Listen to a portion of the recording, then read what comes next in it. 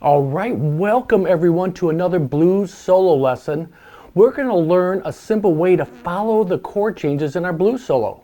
Let me show you a dominant seventh arpeggio that you can move around the neck, but then we can play some pentatonic licks in between that. So check this out.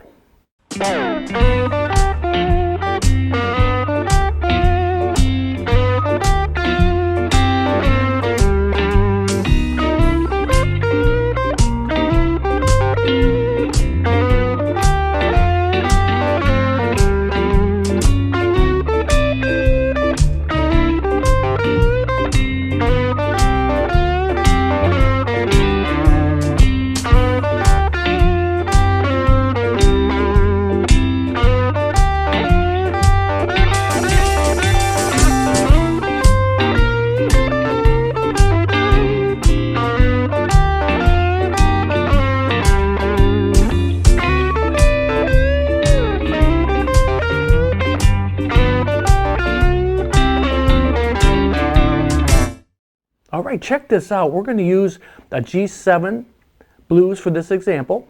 G7, C7, D7.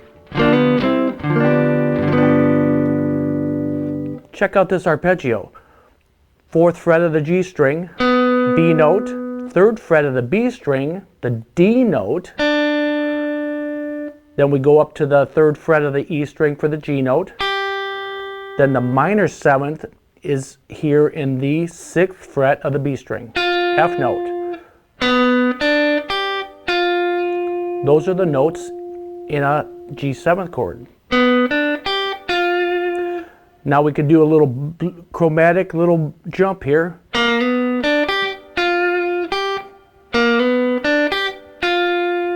This has a great sound. This is a great way to stay grounded here and follow these chord changes, because this is very movable. Check it out up here. C7.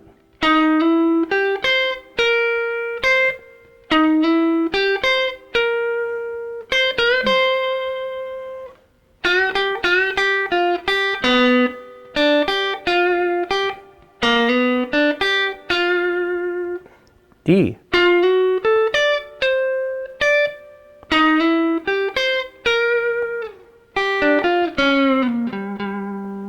Very movable, fun to play like that, but when you start putting pentatonic licks in between there, it is a blast.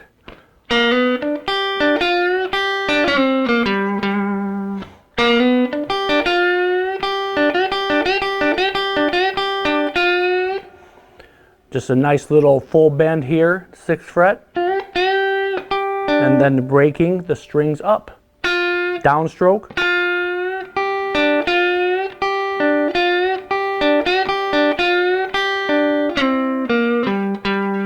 This fun pentatonic licks in between the structure of this dominant 7 arpeggio is just a great blend, because you have the sound of the chord in there,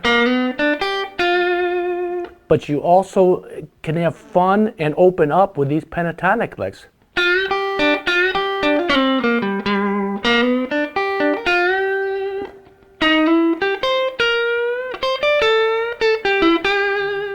Just a little, using this anchor point off the G note here,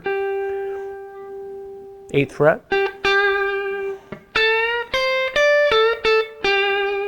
Still looking at the C.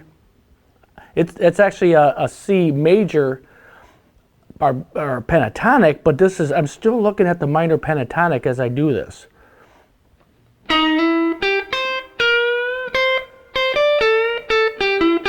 Because the anchor point is right here with this C note here in the 8th, and then also the G note in the 8th.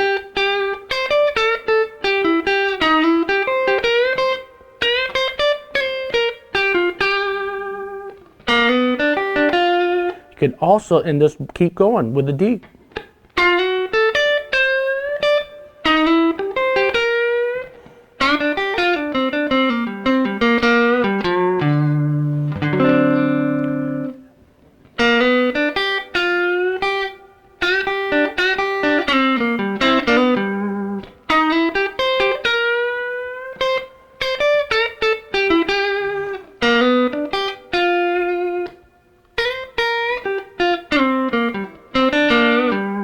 you can hear the chord changes, and you are following them when you use these arpeggios.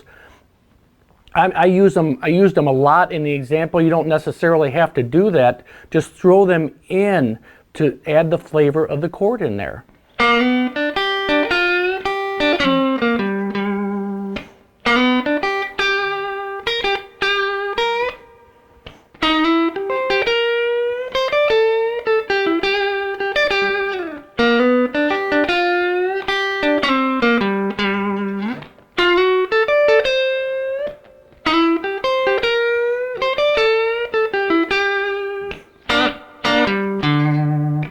You can hear the chords go by, and that is a great way to practice, because you are targeting these chord tones and you yourself know where it's going, so your listener is going to be right with you. I really hope you got something from this lesson. I played for years and did not get this concept that you can move a shape that you learn in one position, you can move it and play it over another chord. It is that simple.